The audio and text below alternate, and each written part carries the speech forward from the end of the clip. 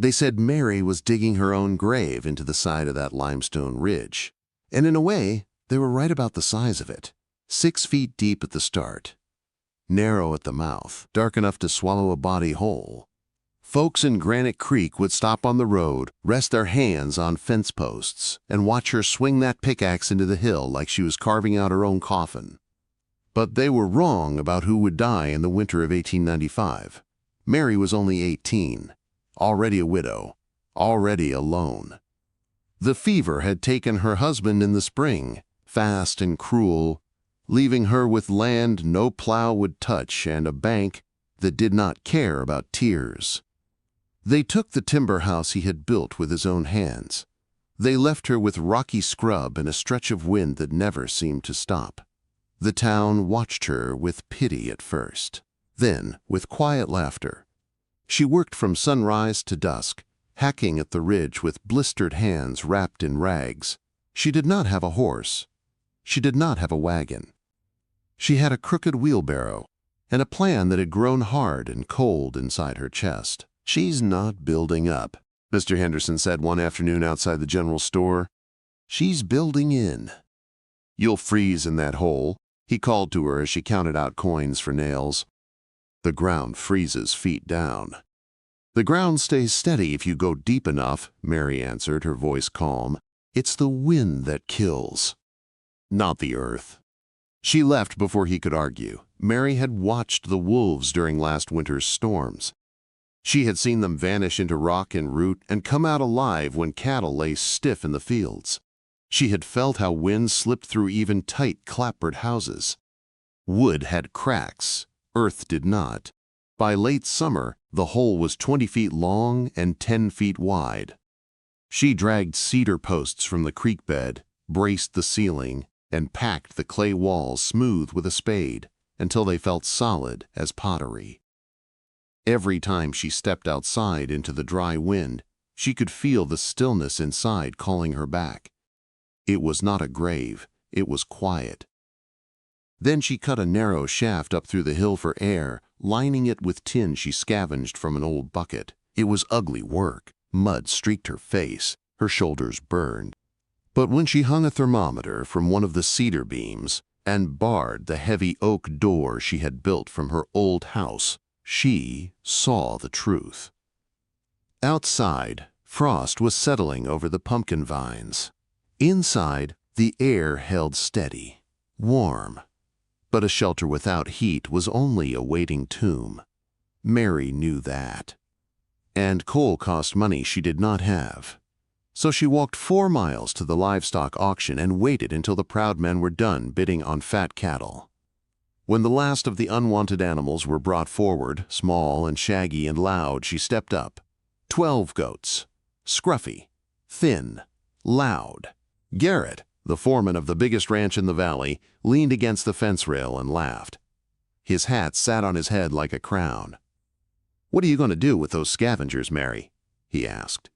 "You can't drive them to market, and you can't eat 12 goats before snow." "They're not for eating," Mary said, taking the rope of a black nanny she had already named Obsidian. "Then what?" "They're heat." Garrett blinked. 12 goats are 600 pounds of living warmth," Mary said quietly. "They eat scrub your cattle won't touch. They give milk in January, and they don't freeze standing up." "Cattle don't freeze if you have a proper barn," Garrett scoffed. Mary did not argue. She led the goats home herself, the ropes burning into her palms. That night, she bedded them inside the hill. The smell was strong, musky, thick, animal breath and hay. But as the goats settled and began chewing, she watched the thermometer again. It climbed. 55 degrees. She blew out the lantern and lay on her cot, listening to the soft rhythm of their breathing. For the first time since her husband died, she did not feel alone. November arrived gray and heavy. The sky hung low like a bruise over the valley. In town, men bought extra coal and thick blankets. There was pride in their steps. They trusted their barns. They trusted their windows and their stoves. Mary trusted the hill. She stacked willow branches to the ceiling. Dried grass, pine needles, The goats grazed during the warmer hours and returned at dusk without being called, drawn to the steady warmth beneath the earth. One last trip to town brought whispers. "Forecast says 2 feet," the store clerk said while wrapping her lamp oil. "Maybe 3. "I have a shovel," Mary replied. "Garrett's leaving 50 head in the north pasture," the clerk added. "Says bringing them in makes them soft." "Garrett is wrong," Mary said softly. She stepped outside. The wind had shifted north. It carried a smell like iron, like something sharp and electric. The goats were waiting at the shelter entrance, ears pinned back. Animals always knew. 3 days later, the temperature dropped 20 degrees in less than an hour. Tree limbs cracked. Water troughs froze solid mid-drink. Then the storm arrived. Not gently. A white wall slammed into the valley with blinding force. The horizon vanished in a breath. Mary had just barred the oak door when it struck. Outside, the wind screamed. Inside, the sound dulled to a heavy thrum through soil and stone. She lit a single lantern. 60 degrees. The goats huddled, calm. The hill did not care about the wind. Hours passed. Then a day. Then another. Mary cleared the ventilation shaft every few hours, using a long pole to punch through drifting snow. Each time the wind howled down the opening before she sealed it again. Outside, it was death. Inside, it was life. On the second night, she heard something that was not wind, a thud. Then frantic scratching at the door. Mary froze. Opening that door meant letting the cold in, letting heat escape. Another thud. "Mary!" a voice cracked through the wood. "For God's sake, open up!" She knew the voice, the store clerk. And another voice behind it. "Garrett." Mary grabbed the iron bar. Her heart pounded against her ribs. If she opened that door, the storm would rush in. If she did not, they would die. She lifted the bar and shoved the door open. The wind nearly tore the door from her hands. Ice blasted into the shelter like handfuls of broken glass. A body tumbled across the straw floor. Then, another. Mary slammed the oak door shut with all her strength and dropped the iron bar back into place. The roar of the storm dulled again to that distant, heavy thrum through earth and stone. For a moment there was only silence and the sound of goats shifting in alarm. The store clerk lay face down, his coat stiff with ice. His lips were blue. Frost clung to his lashes. Behind him, Garrett struggled to push himself up on shaking arms. His proud ranch coat was frozen solid. His hat was gone. His hands were white as chalk. "The cattle," Garrett whispered, teeth clattering. "They're dying standing up." Mary did not answer. She knelt and pressed a tin cup of warm goat's milk into the clerk's hands. "Drink," she said. "Slow?" The clerk's fingers trembled so hard the milk spilled down his sleeve. Garrett tried to stand, but nearly fell again. Mary guided him to the clay wall and forced him to sit. The warmth inside the hill felt thick and heavy now, with 2 more bodies added to the space. The goats watched the strangers with wide, flat eyes, their breath rising in soft clouds. Garrett pulled off his gloves with a groan. His fingers were pale and waxy.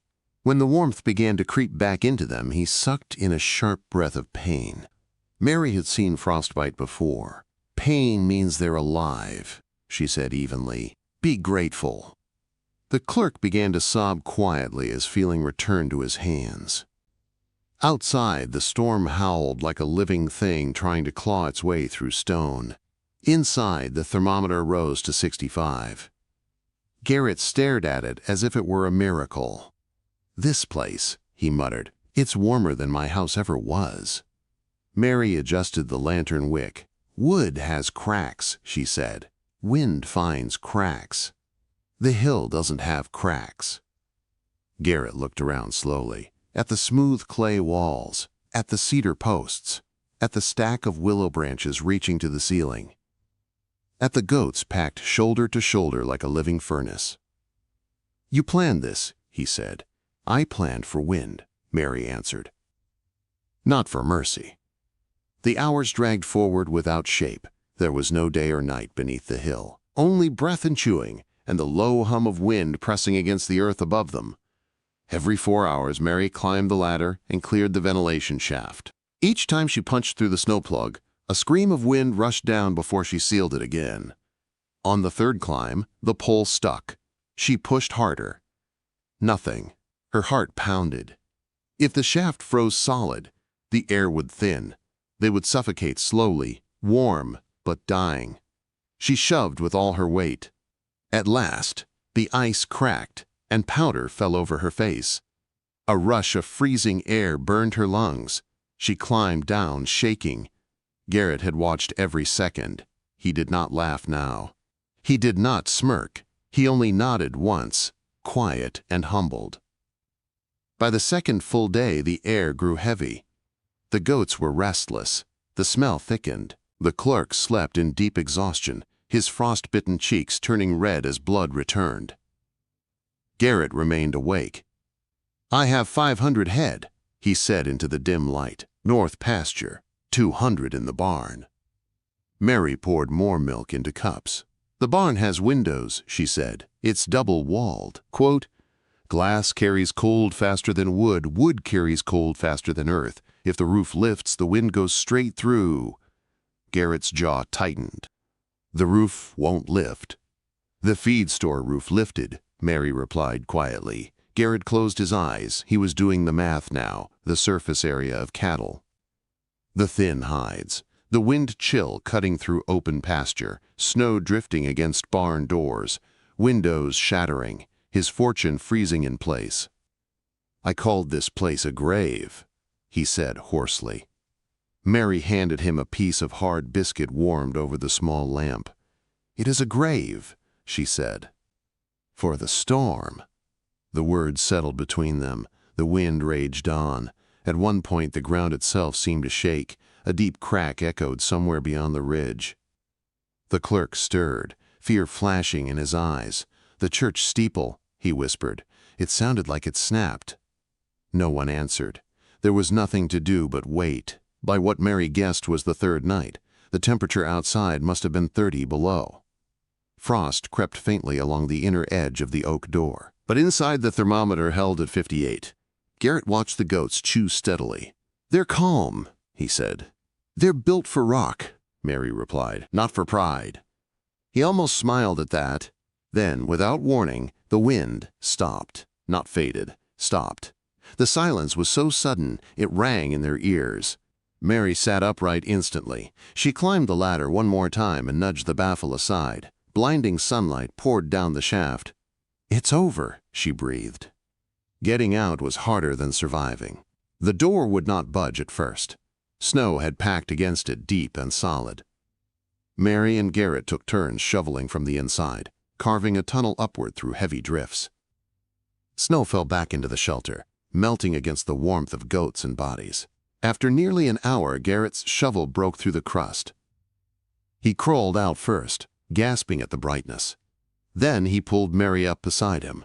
They stood on a white world that no longer looked like Granite Creek. Fences were gone. Roads were gone. Only chimney tops and pine tips poked through the endless snow. The air was bitter and clear. The wind was dead. Garrett turned slowly toward his ranch. There was no smoke rising, no dark shapes of cattle, only white. He sank to his knees without a word. Mary did not look long.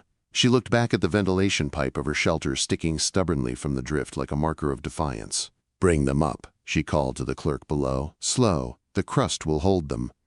One by one, the goats climbed from the tunnel. They stepped lightly across the hard snow, sure-footed and steady, their breath rising in strong plumes. They were hungry. They were alive. And Mary knew the valley was not. They walked toward town in silence. The goats moved in a narrow line behind Mary, their hooves tapping against the hard crust of snow. Garrett and the clerk followed, their steps heavy and slow. The sun shone bright, but it gave no warmth. The air burned their lungs with every breath. Granite Creek did not look like a town anymore. It looked like a graveyard made of wood. The feed store roof was gone, ripped clean away. The church steeple lay snapped in the snow like a broken matchstick. Barn doors were buried. Windows were dark. No smoke rose from any chimney. The silence felt wrong. Garrett swallowed hard. "It can't be this bad," he muttered. Mary did not answer. They reached the center of Main Street. Or what used to be Main Street. The road was now a smooth white hill. The goats' bells were the only sound in the world. Then Garrett shouted, "Hello! Is anyone alive?" His voice echoed off buried buildings. For a long moment, nothing moved. Then a face appeared in a broken window of the town hall. It was the sheriff, wrapped in a torn curtain. "Garrett?" the sheriff called out in disbelief. "We thought you were dead." Garrett let out a shaky breath. "Almost were." Mary stepped forward. "How many inside?" "Half the town," the sheriff answered. "We broke in when the stove ran out. There's no coal left. No food. The basement's frozen solid." Mary nodded once. "Open the door." It took nearly an hour to dig out the entrance to the town hall. Snow had packed against it, shoulder high. The men shoveled while Mary and the goats waited. The goats shifted and bleated softly, their warm breath rising in clouds. When the doors finally opened, a wave of cold air spilled out. Inside, families huddled together under rugs and old tapestries torn from the walls. Children were blue-lipped. Old men shook so hard their teeth rattled. The coal stove in the center of the room sat dark and useless. Every pair of eyes turned toward the doorway, first at Garrett, then at Mary, then at the goats. There was no laughter now, only desperate hope. Mary walked straight to the cold stove and tied Obsidian's rope to one of the iron legs. The black nanny stood steady, ears flicking. "Line up the children," Mary said clearly, "smallest first." No one argued. She knelt and began to milk. The sound of warm milk hitting the tin pail echoed through the quiet room. It was a simple sound, but it felt like life itself. Garrett herded the rest of the goats inside. The animals packed together near the center of the hall. The smell grew strong, thick and musky, but no one complained. Within minutes, children were pressing their hands into coarse fur. Mothers held cups of steaming milk to frozen lips. The temperature in the hall began to rise, not fast, but steady. Garrett stood off to the side, watching. The great ranch foreman, who once measured worth in acres and cattle, now guided goats gently into tighter groups so their bodies formed a ring of heat around the families. The sheriff sat heavily against the wall. "We lost 3 barns," he said quietly. "Maybe more. The north pasture is nothing but drifts." Garrett's jaw tightened. He did not speak. Hours passed as Mary milked goat after goat. The clerk, now steadier, helped distribute the cups. Children stopped shaking. Color returned to cheeks. One of the older men began to cry openly. "Thought we were done," he whispered. "Thought this was it." Mary kept working. The goats stood calm despite the crowd. They were used to tight rock ledges and narrow paths. This room was nothing to them. As the day wore on, men ventured outside to survey the damage. They came back pale. Cattle frozen stiff. One reported, "Whole herd in the north pasture." Garrett closed his eyes. "Barn roof lifted clean," another said. "Wind went straight through." Garrett lowered his head. By sunset, the hall felt almost comfortable. The goats, heat, filled the space like a living stove. The milk kept stomachs from shrinking with hunger. For the first time since the storm began, Granite Creek was not dying. It was breathing. That night, families slept, pressed close to warm animal bodies. The sound of chewing and soft bleating replaced the howl of wind. Mary did not sleep much. She sat against the wall, watching the lantern flame burn steady. Garrett approached quietly and sat beside her. "I was wrong," he said at last. Mary looked at him. "I built barns for show," he continued. "Tall walls, big windows. Thought height meant strength." Mary said nothing. "You built low," he said. "You built into something that doesn't move." "The wind always moves," Mary answered. "The hill doesn't." Garrett nodded slowly. I lost everything, he admitted. Mary's eyes were calm. You're breathing. Quote.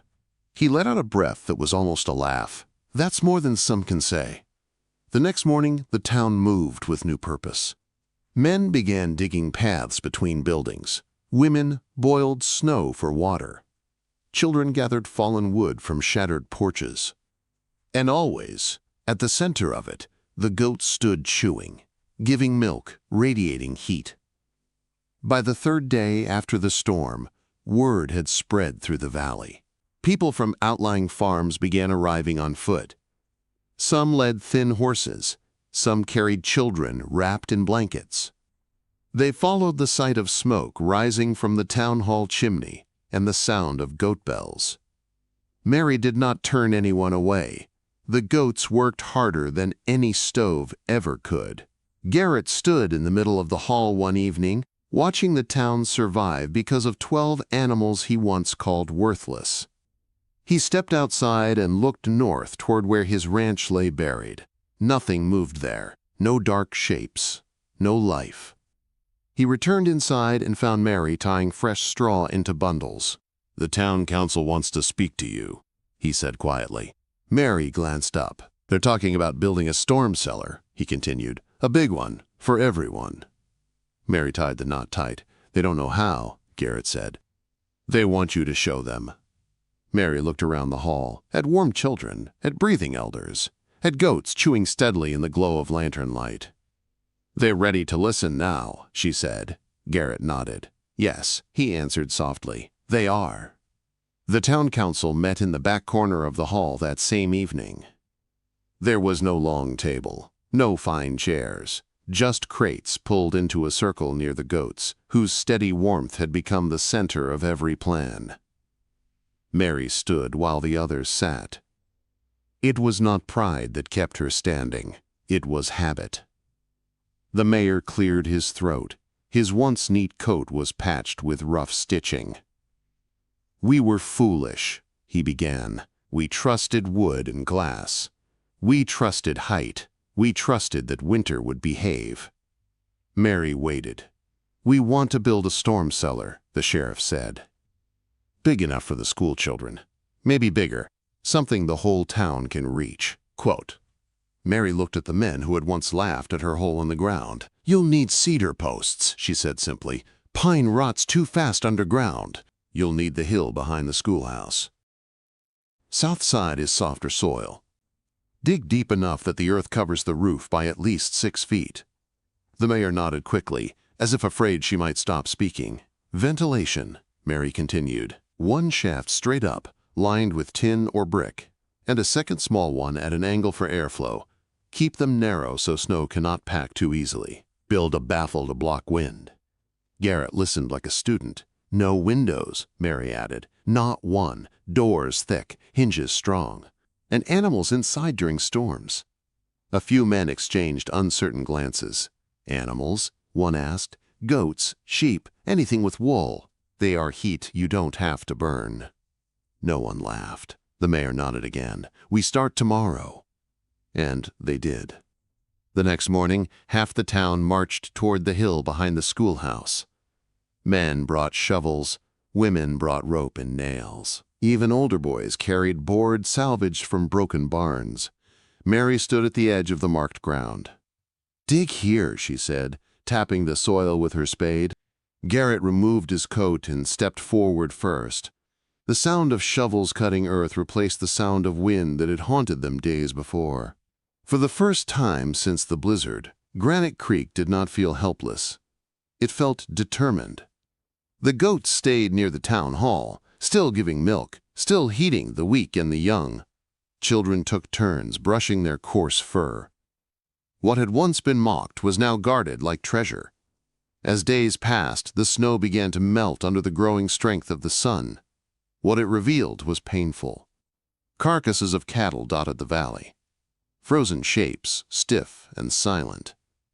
Garrett walked through his north pasture one afternoon and stood among 500 losses. He did not shout. He did not curse. He simply removed his hat and stood in the quiet. Mary joined him. They were good animals, he said softly. They were not built for this land, she replied. Garrett looked toward her ridge, where her goats now grazed easily on scrub brush poking through melting drifts. They thrived where mine died, he said. They eat what others ignore, Mary answered. They hide when wind comes. They do not fight it. Garrett gave a slow nod. The storm cellar behind the schoolhouse took shape over weeks. Cedar posts were set deep. Clay walls were packed tight. The ventilation shafts rose like careful fingers toward the sky. Mary inspected every beam. If it cracks, it fails, she would say. If it leaks air, it fails. Build it like you plan to live in it. And they did. By early spring, green shoots pushed through the soaked soil. The valley smelled of thaw and rot. Crows circled over the fields where cattle lay. Garrett's ranch was ruined on paper, but each morning he could be found at the cellar site, hauling stone, setting posts, learning the language of earth instead of wood. The town began digging smaller shelters behind homes as well. Root cellars deepened. Hills were carved carefully. The pride of tall barns was replaced by the wisdom of low doors. One afternoon, the mayor approached Mary as she inspected the finished cellar. "It's ready," he said. Mary stepped inside. It was cool, quiet, still. The air moved gently through the shafts. The lantern flame stood straight and steady. "It will hold," she said. The mayor let out a long breath. "Mary," he added softly, "we owe you our lives." Mary looked at the smooth clay walls. "You owe the hill," she replied. Word of Granite Creek's survival spread through nearby settlements. Travelers came asking how a small town had endured the worst blizzard in years. Garrett would answer them plainly. "We stopped building for show," he would say, "and started building to last." Mary returned to her ridge most evenings, tending to her goats and expanding her garden into the south-facing slope.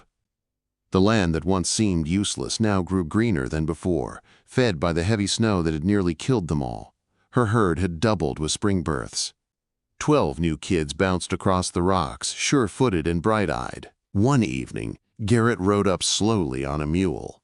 He dismounted and removed his hat.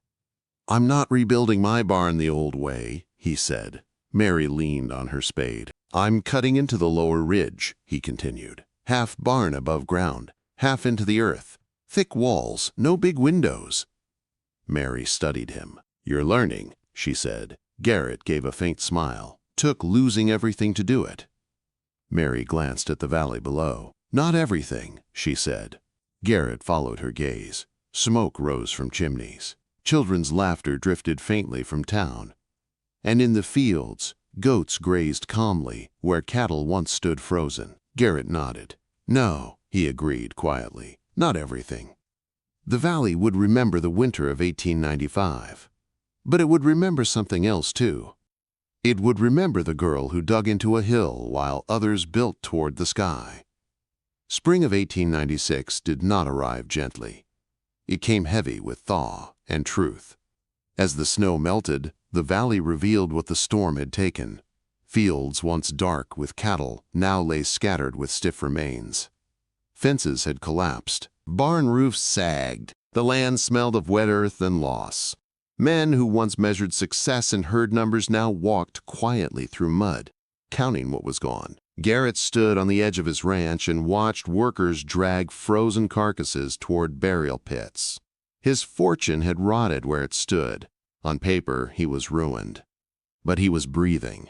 And he had learned something no ledger could measure. Down in Granite Creek, the new storm cellar stood finished behind the schoolhouse. Its roof lay buried beneath 6 feet of packed soil. 2 narrow ventilation shafts rose carefully through the earth, capped with tin and angled baffles. No windows, no cracks. It did not look impressive. It looked permanent. The town gathered one Sunday afternoon to see it blessed, not by a preacher alone, but by use. Mary stood near the entrance, while families filed inside to test the space. The air was cool and still. The lantern flames burned steady. Children ran their hands along the clay walls and smiled at the echo of their own voices. "It feels safe," one mother whispered. That was the point. Garrett stepped forward when the mayor called for words. He had shaved his beard shorter. His coat was plain now, without shine. "I lost 500 head," he said plainly. "I lost barns. I lost money." The crowd shifted uneasily. "But I did not lose my life," he continued, "and neither did most of you. That is because one person in this valley understood something the rest of us ignored." He turned toward Mary. "She built low," he said. "She built into something that does not bow to wind." Silence fell over the group. Mary did not smile. She did not lower her eyes. She simply stood with her hands clasped. "I called her shelter a grave," Garrett admitted. "I was wrong. It was a refuge." The mayor nodded slowly. "From this day forward, we build to survive, not to impress." There were murmurs of agreement. After the gathering, families began carving their own shelters into hillsides, some small, some large. The valley slowly changed shape. Where once tall barns and proud roofs marked wealth, now gentle slopes and hidden doors marked wisdom. Mary returned to her ridge that evening as the sun dipped low. The grass had come back thick and bright. Her goats grazed among patches of green that had thrived under snow. The 12 kids, born in early spring, bounded across rocks that no plow could break. They were strong and nimble, built for land others called useless. Garrett rode up once more, this time without urgency. "I've started cutting into the south ridge," he said. "Half my new barn will sit in the earth." Mary nodded. "And goats," he added. "I bought 15. That earned a small glance from her. "Cattle will still be my trade," he said. "But I won't trust them alone again." Mary leaned on her spade and looked across the valley. The scars of winter were still there. Pits where animals had been buried, boards stacked from shattered barns. But smoke rose steady from chimneys. Children's laughter carried on the breeze. "You were right," Garrett said quietly, "about pride." Mary considered his words. "Pride builds high," she said. "Fear digs deep. Wisdom does both." Garrett gave a slow nod. He removed his hat, not out of habit, but out of respect. "Thank you," he said simply. When he rode away, Mary did not watch him go. She turned back to her work. She was cutting a new garden bed into the south-facing slope. The soil there held warmth longer. Seeds would take faster. The hill that once looked like a grave now looked like a future. As summer approached, Granite Creek changed in ways no one had expected. The storm cellar behind the schoolhouse became a gathering place during heavy rains and fierce winds. Children practiced walking there quickly. Families kept supplies ready. No one laughed at holes in the ground anymore. Travelers passing through asked about the winter of 1895. They expected stories of tragedy. They heard instead about goats and clay walls, and a girl who trusted the earth more than timber. Some called her stubborn. Some called her strange. Most called her wise. Mary did not seek titles. Each morning she milked her goats. Each afternoon she tended her growing fields. Each evening she sat at the mouth of her shelter and watched the sun sink over a valley that had learned its lesson. The wind still blew across Granite Creek. It always would. But now, when dark clouds gathered on the horizon and the air carried that sharp scent of iron, no one waited with blind hope. They dug in. And when the next storm came, it found a town that no longer tried to stand taller than the sky. It found a town that knew how to endure. If this story moved you, share it with someone who believes strength does not always look like height, and follow for more stories of survival and heart from the Wild West.